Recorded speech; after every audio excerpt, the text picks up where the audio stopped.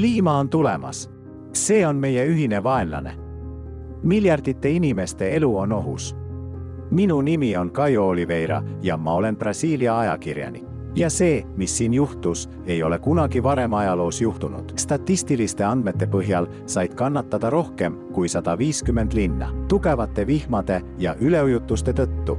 Veelgi hullem, mitmed tammid on piirkonnas purunenud ning tammide vesi on jõudnud mõndadesse omavalitsusüksustesse ja linnadesse. Tegelikult on kahju olnud väga suur, hävitatud teed ja maanteesillad, sajad ja tuhanded kodutud pered.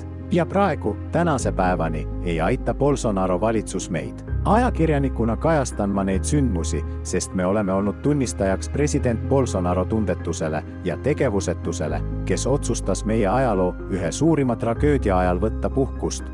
Jalutas lõunas ringi ja praktiliselt ei aidanud kuidagi. Argentina valitsus pakkus Brasiilia valitsusele isegi otsest abi, kuid president Bolsonaro keeldus abi vastu võtmast, olgugi et see oli delikaat. Lisaks sellele, et ta ei olnud kättesaadav ja ei aidanud, nagu oleks pidanud, keeldus ta ka Argentiina abist, mis oli mõeldud meile. Sina loodad, et poliitikud päästavad sind.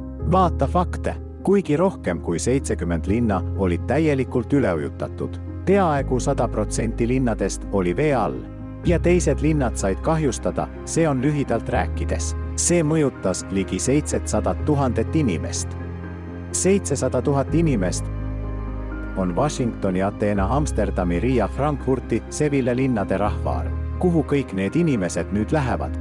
Need inimesed ei olnud selleks valmis. On oluline, et me saaksime selle küsimuse lõplikult ja tähtsamalt päevakorda võtta, sest me oleme juba lähenemas olukorrale, kus tragöödiad on pöördumatud. See toimub nüüd kõikjal. Kas soovite seda peatada? Sina oled see, kes suudab seda teha. Väljapääs on olemas ja see on loomingulise ühiskonna ülesehitamine. Anname sellest kõigile kohe teada. Ära ole vait. Räägi kõigile sellest foorumist. Räägi kõigile strateegiliselt olulisest sammust kogu inimkonna jaoks 7. mail 2022. aastal.